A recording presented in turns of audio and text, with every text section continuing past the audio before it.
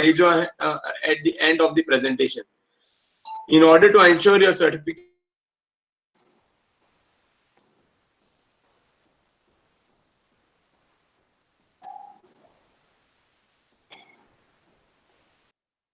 please, sir.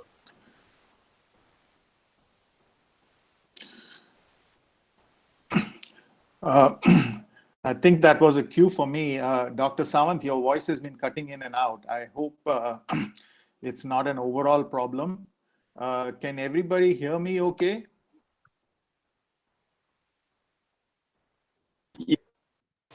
Yeah, we can hear you. Good. So yeah, like I said, your voice was cutting in and out.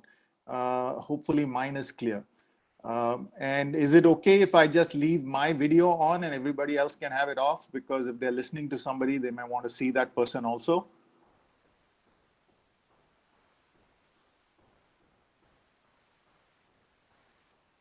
Okay.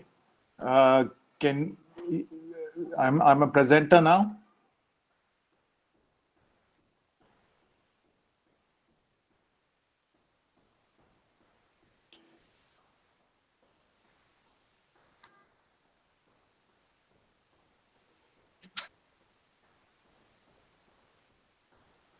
Okay.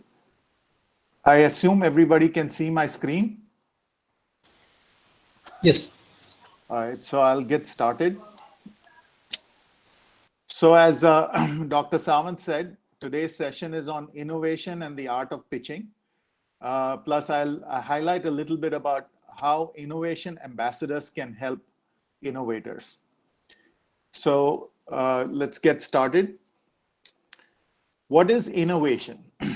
So in a simple sentence, we can say innovation is change for the better. So innovation solves a real problem. It could be a novel application, novel meaning new application, but it can't just be an idea. It has to be implemented. And then it can't just be an implementation that is that's not sustained. So sustainability is also important. So what's the difference between invention and innovation? So the way I describe it is this. Invention is discovery. So it may be new knowledge, new technology, better understanding of nature, etc. But it doesn't necessarily, at the time of invention, you don't necessarily know how this is going to help us. We just know that this is something new has been discovered. Innovation is an invention and an idea to solve a problem. So when two things come together, the technology, the invention, and the creativity of the individual, then you have innovation. So typically innovation does something to improve people's lives, a better way of doing things, improve productivity, or somehow help people. So in summary, we can say innovation is a creative process that applies inventions to solve problems. Give you an example, okay, when somebody discovered how to sequence the human genome, that we would call an invention, okay? We, at the moment of discovery of human genome sequencing, we really don't know how this is going to help us. We can imagine how this might help us, but we haven't come up with any solutions yet.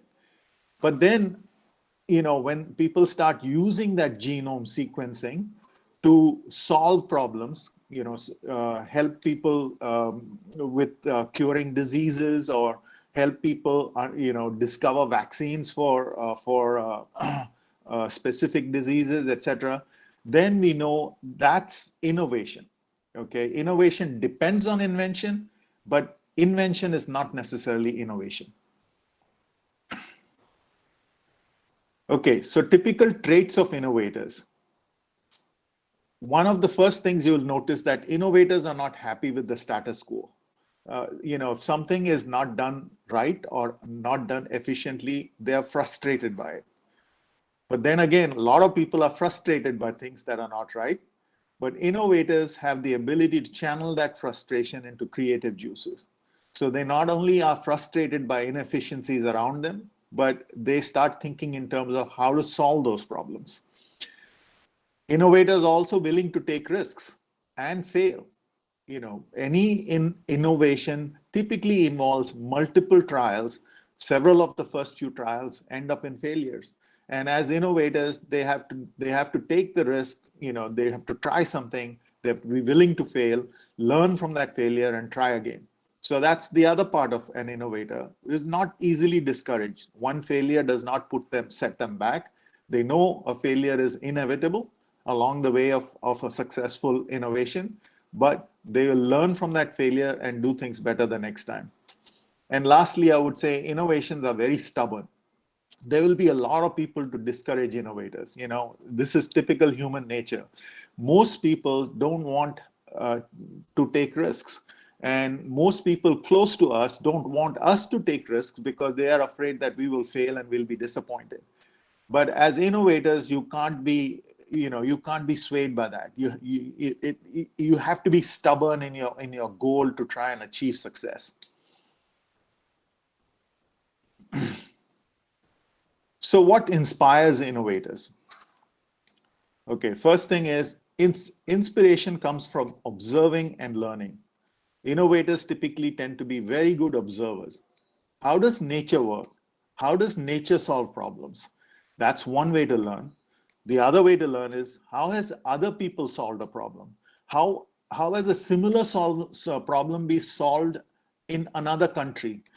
You just basically learn about how other people have solved problems and then try to take some learnings from that and apply it to your own problem solving. And of course, innovators can't just be doing this out of thin air. They need to study and analyze. They need to be well versed with theory, obviously, and they need to understand how to apply that theory to their specific cause.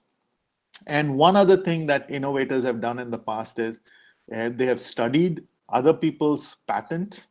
And there's actually a system called TRIZ, T-R-I-Z, invented by a group of Russian scientists, where basically they looked at all the patents that were already in place at the time, and they divided up those patents into categories and said, okay, these are the various types of ways people have gone about solving problems.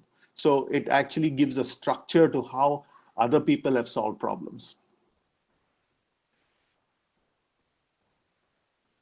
So what does successful innovation needs?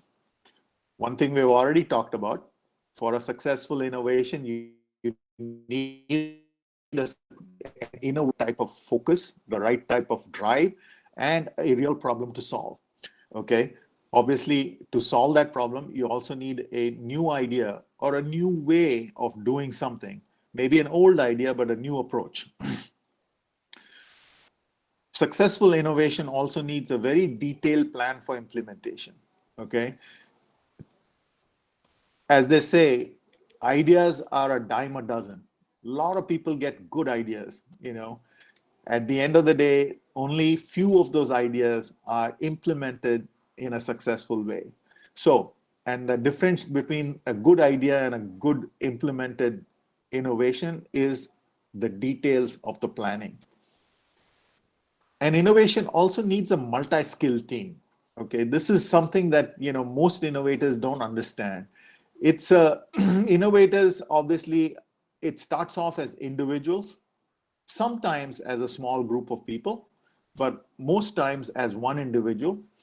And a lot of times innovators try to approach the problem and try to solve that problem and try to implement that problem all by themselves. And pretty soon they find out that, they may have a great idea. They have a lot of good knowledge about how to solve that problem, but they may not have all of the skills needed. Some innovators are technical people, may not have the marketing skills. Some innovators are marketing people, may not have the technical skill. And most innovators will find that they really don't have the human resource skills. So it's important that, once you have, when you become an innovator and you're trying to implement, you put together a team, all equally motivated, but with different skill sets, so that you can actually make that innovation a successful innovation.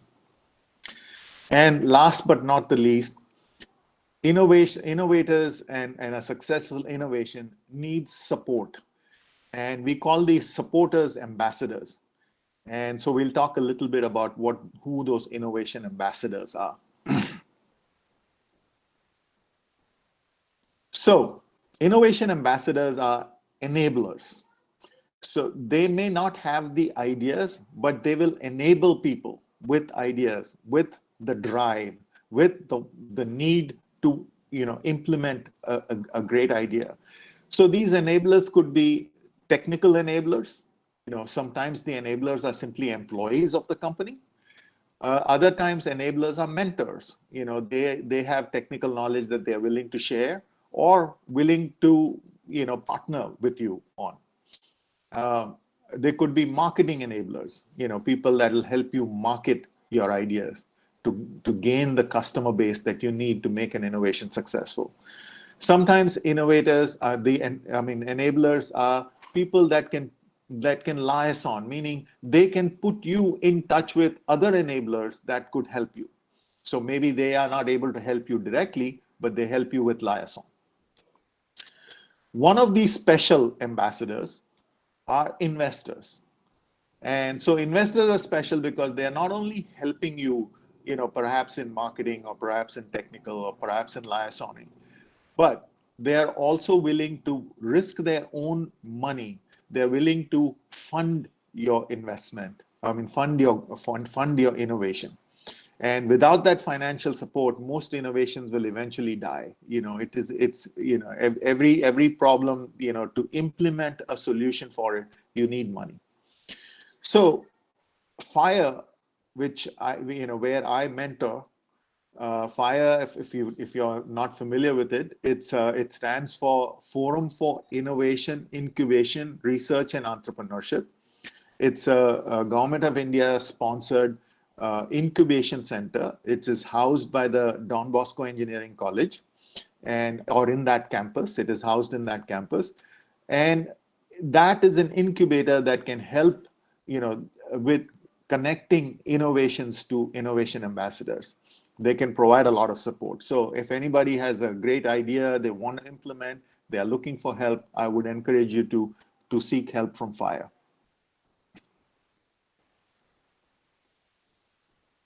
So how can you make your innovation impactful?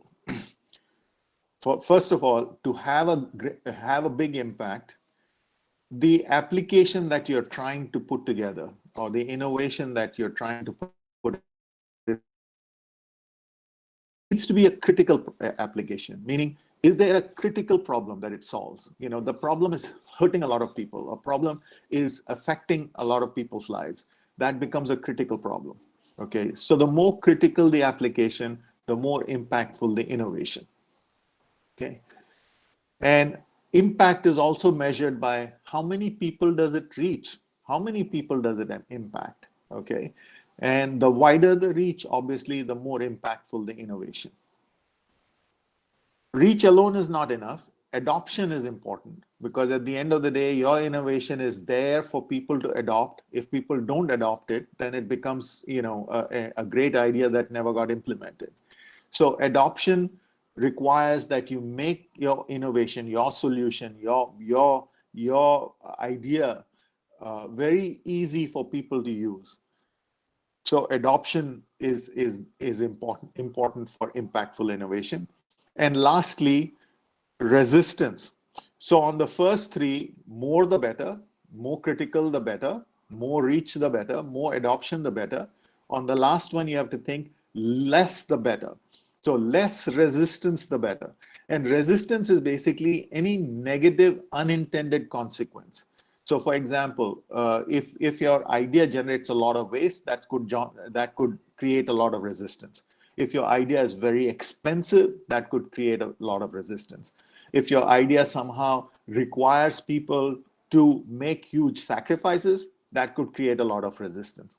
So think in terms of how can I make my innovation more impactful in terms of how can I improve the application criticality, how to reach more people, how to make sure adoption is high, but also how to make sure resistance is low. And while we're talking about innovation, obviously the message is towards entrepreneurs and implementing ideas, successfully setting up companies, etc., etc. But remember, this is not only limited to entrepreneurship. The same concept applies everywhere. For students, I would say if you're doing a student project, the same concept applies. You want to make your project impactful, and you need to think in terms of how can I improve impact by looking at these 4 points. Oh, by the way, I hope everybody knows that if you got questions, you can type the questions in now and we would address them at the end, or you can wait and ask the questions at the end. But we will definitely have a lot of time to address questions at the end. All right, so let's talk about types of innovation. Okay, this is just to understand, different areas that you can actually come up with an innovative idea. So there's a consulting company that came up with this model, and they identified 10 different areas that innovation can apply. And so you see in the diagram, so if you look at the outer circle, there are 10 different areas. Your innovation could be in the service, in the distribution channel, and brand, and customer engagement, etc., etc. Okay, then the inner circle combines this and puts it in 3 smaller categories. They call it experience, configuration, and offering. Okay, so this is called the innovation wheel. Now, what I've done is I put it in the experience, configuration, and offering. I've reframed that. And so I'm going to talk about how to think about experience. So when we talk about experience, we are talking about front-end innovation, meaning it affects the person or the people that are actually interacting with your system. It affects the customer experience, or it affects the distribution experience. So these are front-end, how the experience is delivered to the user. When you think about configuration, these are back-end innovations. Back-end innovations are such that, customer will never even know this, but you may find in the background that I can make the process much more efficient. Okay, so you could be approaching how things are manufactured, or you could be approaching how are you reducing cost of materials, and improving the profits, etc., etc. So innovation could be in the background. Okay, so that's the back-end innovation. And the last one is what I call twist innovation, where you are taking an idea and expanding on that idea by putting a twist to it. So it could be sometimes your own idea, or sometimes you've learned something from somebody else's, and you add a small twist to it and saying, okay, hey, I've just expanded the reach of my product. Okay, a classic example would be, how, let's say, WhatsApp, it started as a chat engine. Next thing you know, it has become a commercial communication and a device for customers and companies to keep in touch with each other. And they are also working on a payment app. So they are making small changes to the existing model that improves the innovation, improves the usability, and improves the adoption rate of that particular innovation. Okay, so again, 3 types: front end, back end, or twist. Okay, so how do we take an idea, and go from an idea to implementation? Okay, an idea is not an innovation unless implemented. We have talked about this already. Okay, we also said implementation needs both leadership and support. Leadership from the people that have the idea and people that are driving that idea to success, and support from ambassadors. Okay, but one other thing that we have to talk about is, how do we get that support? How do we gain support from ambassadors?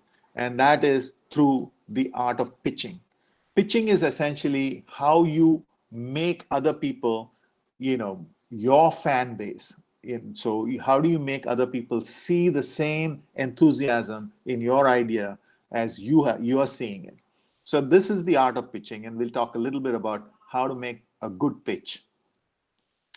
Okay, so let's just go through what is pitching. Okay, pitching is, when we say pitching, it's a short for I'm pitching my idea.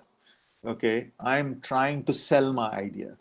Okay, so communicating your idea with clarity and enthusiasm. Okay, so that's part of pitching. Projecting a vision for your idea. So you might have a vision saying, okay, I really see this becoming a big thing. This is going to change the way the world operates. That's your vision. And you need to be able to, present that vision or make that vision come through your pitching process. Supporting your vision with your practical ability and experience. So a lot of people have a great idea, they have a great vision, but where they sometimes fail is they are not able to convince the audience that you are the right person, you have the skills to bring this idea and bring this vision to life. So you have to basically also support the vision and your idea with your own skills, your own practical experience, and your own ability to bring that to life.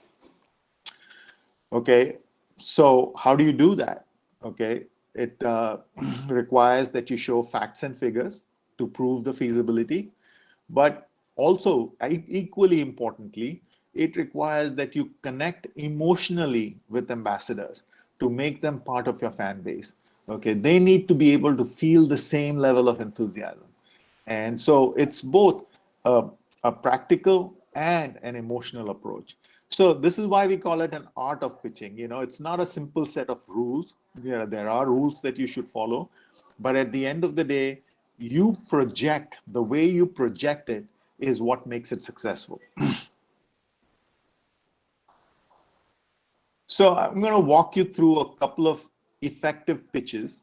Okay, and so you can Google this and find hundreds of these, but I picked out two, and so let's see if I can bring one up. So this is a pitch that Airbnb made very early on to gain some sort of financial support for that. That's that idea.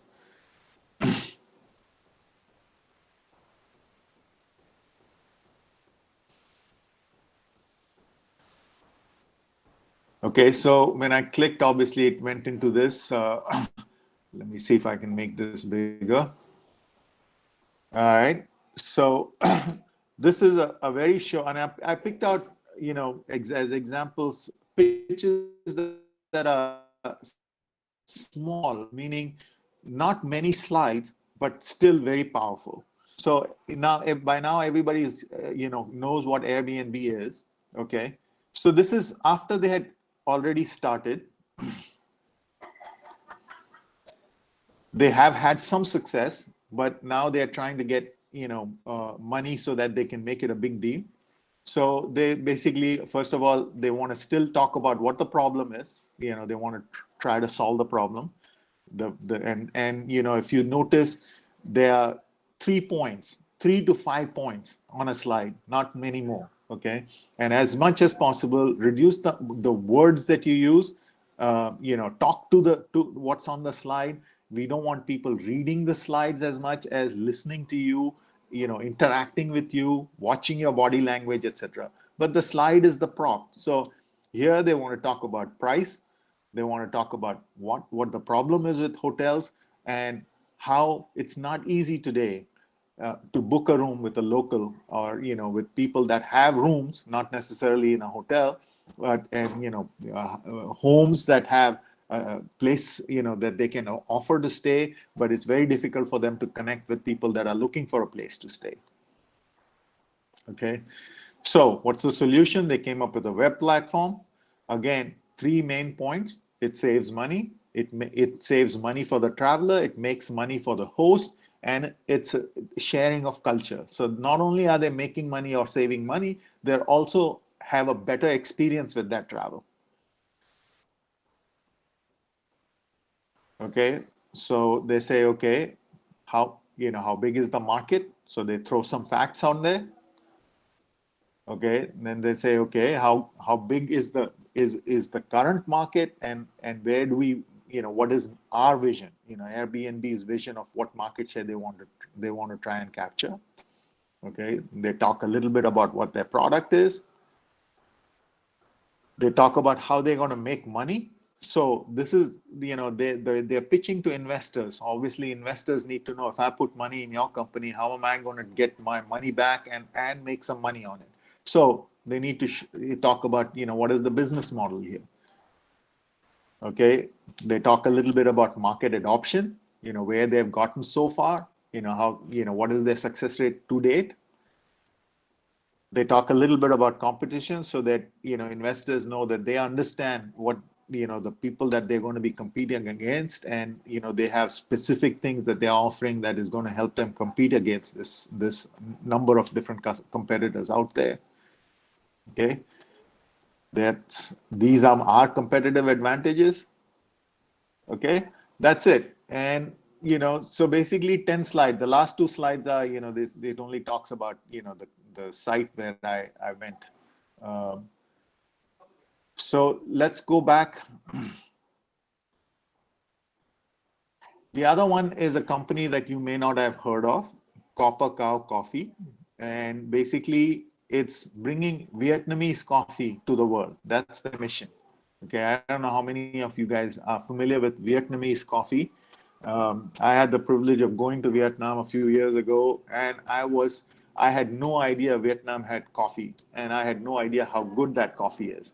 Very aromatic, very good coffee. I think probably the best coffee that I've had has been in Vietnam.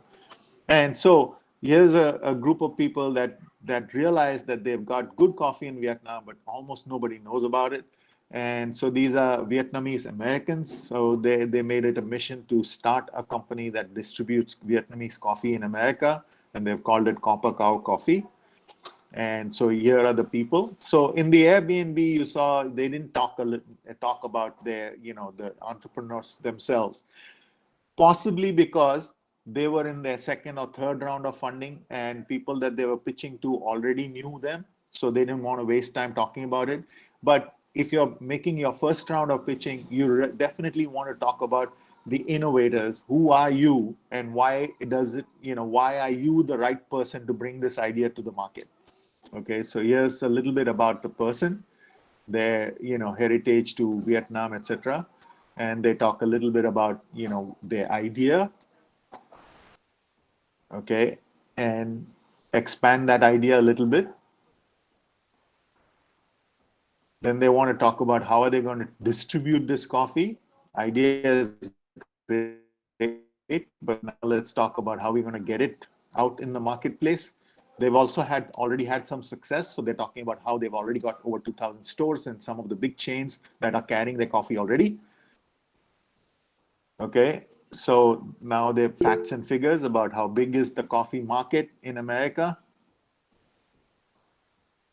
and how can they make more money, not only to the consumers, but they also want to reach office, e-commerce, etc., etc. What is their actual revenue? How much margins are they making right now? So this, investors can look at this and saying, okay, hey, that's pretty good business, so we want to be part of that business. Okay, talk a little bit more about the team. And that's it. So summarize. So these are effective, simple, very clear, succinct type of pitches.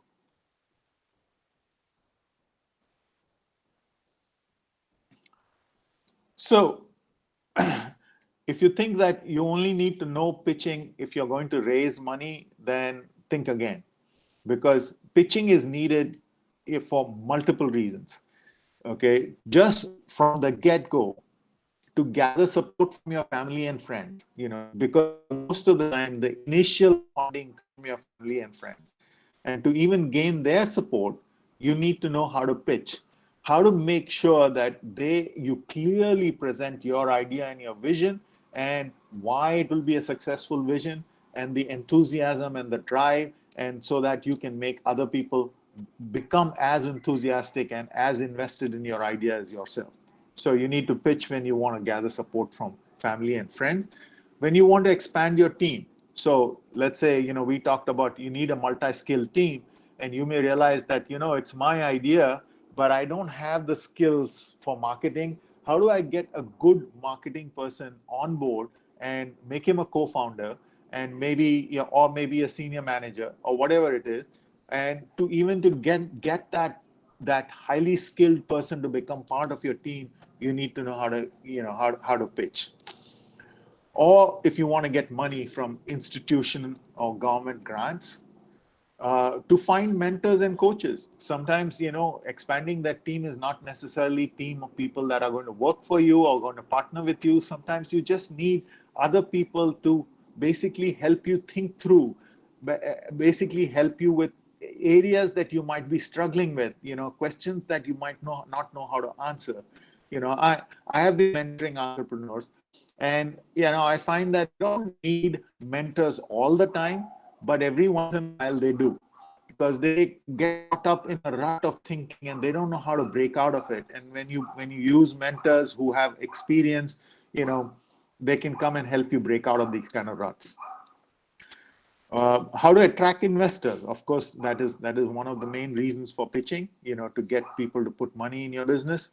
And of course, the last one and not the least one is you need to be able to pitch maybe in a different way, but the pitch has to still come through to gain customers. So I'll summarize this art of pitching. And I'm taking these points from this book called The Art of Pitching by Peter Cauter. So some of the main points he makes is, think like the audience. Why are they here?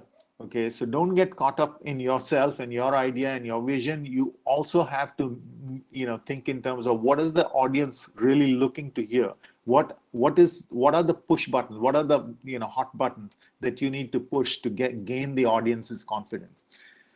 Present rationally, but connect emotionally.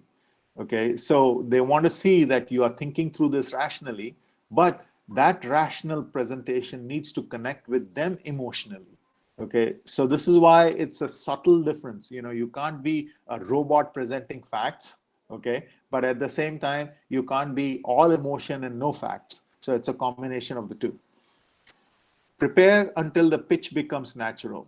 Okay, one of the things that I hear a lot, and especially from college students or new entrepreneurs, they feel like, if they prepare, if they go through, with mock audiences and a number of cycles of presentation, just to make sure that they are familiar with everything, they feel like then it becomes very mechanical, and they need to come in with less preparation so that they can connect with the audience better. In fact, I think that is wrong. Most good presenters are so familiar with what they're going to present that because of that, they're not, focused on what they're going to say, because it's natural for them. By the time, they come to make a pitch, what they're going to say is natural. So they can spend more time and energy reading the audience and reacting to the audience's needs. So the more you prepare, the more natural the presentation will sound. Great presenters tell stories. We all love stories. So it's not only about, facts and figures, it's about how, this whole thing is going to make somebody or some sort of a feel-good story will come out of this. And the last one, we talked about that a little bit already. This is technical details. You want to make sure that your slides are uncluttered, 3 to 5 points per slide at the most, and as few words as possible, and make the audience listen to your pitch, not focus on spending time reading the slides that you're presenting. Okay, so that is my presentation today. It's a lot of ideas, and I try to present it as simply as possible. Hopefully, I follow the thought process that I'm trying to tell you about what is the art of pitching in slides also. But now we can spend some time,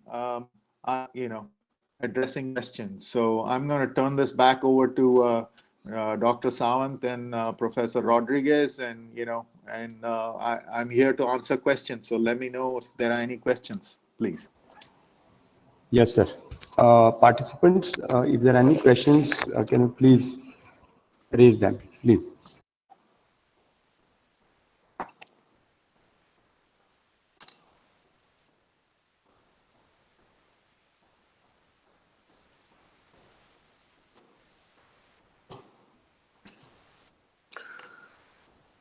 Even the faculty that's on here, if there are some things that was not clear during the presentation, let me know. I can repeat that section, or if you have a question specifically, I can answer that too.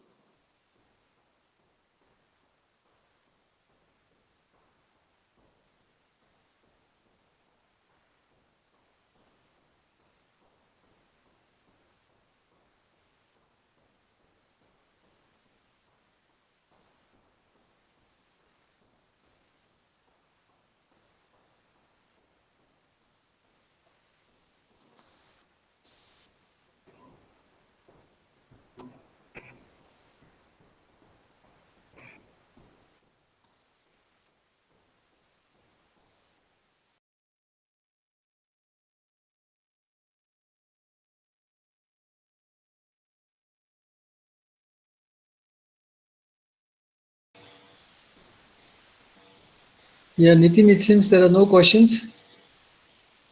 Dr. Nitin? Sir, I think there is one question by Mahadev Sakri. What is the difference between discovery and invention? Sir, yeah, I think the hello. I think Mr. Murli has left. He joined. Yes, yes.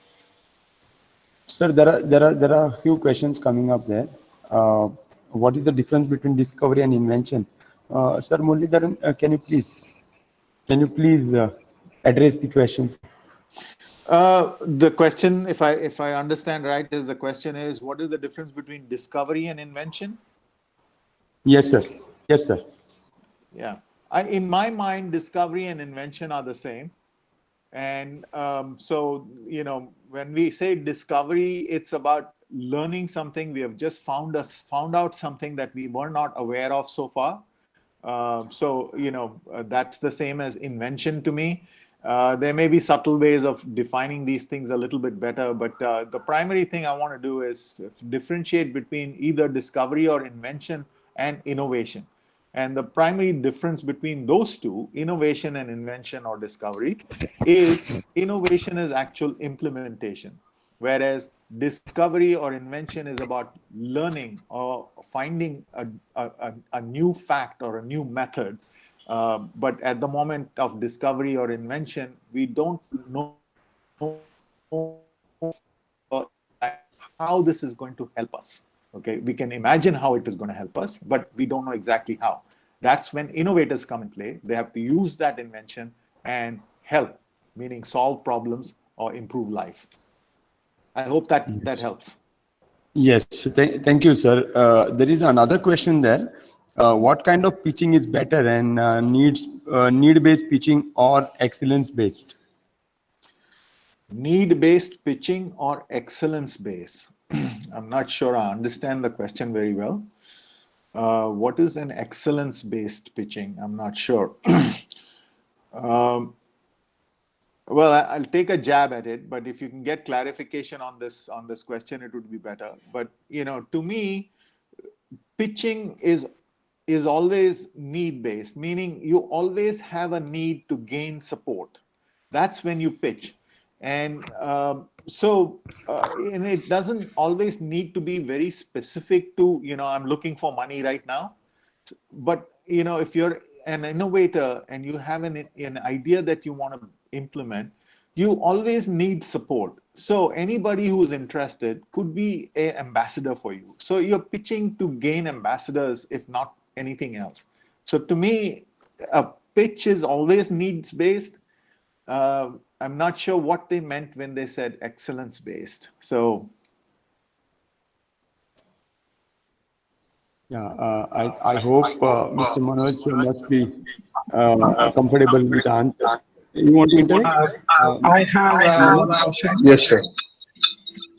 Sir, thank you for an excellent talk. You're And welcome. I have a small question. Indian software professionals outnumber from any other Yes, country. Though they work for big industries, right. why they are not entrepreneurs and coming out with their own innovations, which will help the people?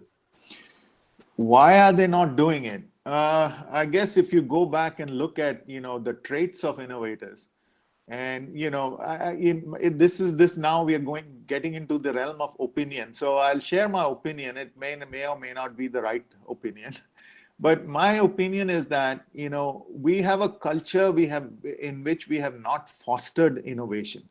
We have the skill sets, of the technical skill sets, but the other skills are not necessarily fostered.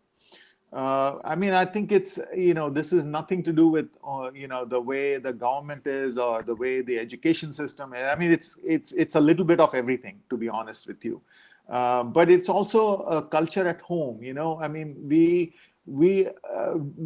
as parents, we don't want our children to take too many risks. So we push them towards safe jobs. So we have to look inwards and say, we have young people that have all the skills, and now start thinking in terms of how do we get these young people to use those skills to become better innovators. Innovation always involves risks, and as elders, we have to be willing for our youngsters to be able to take that risk. As institutions of education, we have to teach youngsters to think critically. It's not only about knowing something, it's about how do you apply that knowledge? How do you question things around you? As institutions of support like fire and government, we have to provide the safety net so that some of those risks are mitigated. Okay, people are only willing to take so much risk. Even if they take risk, we have to provide them some support base so that risk doesn't constantly result in failure. So my opinion is it's a change in culture that is required, along with change in some systems and change in the way we educate people, educate our children, change in the way we provide funding. I think the right things are happening right now. It's a matter of time, in my opinion, before things change. I hope that that's a reasonable answer. Oh, thank you, sir. That's probably I'm also thinking in the same line, but I don't have that expertise and experience which you have. So thank you. Thank you. Thank you, Professor Janardhanam, sir. Thank you, Muralidharan, sir. Any more questions? Manoj had something to say, no? Manoj? Mr. Manoj, yeah. Yes, sir. Now, sir, I was meaning about the excellence-based pitching. Let's say I want to convince my students to do some internship or to do some out of the syllabus work. So I want to convince by two manner. Either it is a need of the hour, or you want to excel so that you can be a better competitor or you can survive in the industries. Right. So how should I convince them? Just by every time saying that it is a need every time, or you want to excel in that particular field? Because I want to convince fully so that they can perform in a better manner. That's okay. I think now I get the context a little bit better. yeah. My opinion is this, Manoj. You can tell them whatever. Need of the hour doesn't necessarily mean that they will be excited about it. Okay. At the end of the day, you also have to think in terms of what is the audience looking for. You're a professor, you're teaching, let's say you're trying to get youngsters to get more involved in something, that is not necessarily in their curriculum today. But think in terms of what are they looking for? And all the students, at the students, obviously, when they're 18, 19 years old, career is not as big a thought process in their head as we would like it to be. But how do I get them excited about their own future. And so it's always need-based. The excellence is appealing to a sense of vision. Okay, so at the end of the day, when you're saying, okay, do I tell them that this is going to make you excellent? Sure, yes, you can. Okay, but at the end, they will only buy it if they will only bite if they feel like in some way this is going to help them foster their own career. So I don't think there's an either or in that. Okay. When you say this is the need of the country, that doesn't help anybody. Only the patriotic people would come in and buy the concept with that. They may not necessarily be the right people. Okay. So you always have to talk about how it is going to help them. Okay. Thank you, sir. Thank you very much. Okay. Thank you, Manoj. I think if there are no more questions, thank you, Sir Muralidharan. I take again the privilege to thank you, sir, for your such an innovative talk on certain invention and giving a real life experiences and real life examples. I think our participants must have enlightened and got a lot of knowledge on achieving the innovations and the inventions in their real life. I on behalf of IIC Goa University and also on behalf of Ministry, thank you for your time and such a wonderful talk on sharing your experiences to our participants. I also thank our participants and also the director, Professor Bernard sir, for inviting such a wonderful and eminent speaker. I thank one and all for your patient hearing. Thank you. Well, thank you from my side. Thank you for giving me the opportunity to share my ideas. I hope it was a useful exercise, and I hope somebody, the audience gained something from that. So I'm very happy to be here, and I'm very glad that Professor Rodriguez invited me for this forum. Thank you all. Thank you, sir. Thank you very much. Please kindly, sir, please. Yeah, thank you, Mr. Muralidharan, for a very nice presentation. And I'm sure that the audience have richly benefited from your talk. Thank you. Kindly give your feedback form, fill the feedback form, please. Okay. Thank you. Thank you, sir. Thank you. And do share the feedback with me. Definitely, sir. Definitely. Yeah. Bye, sir. Bye. Thank you. Bye-bye.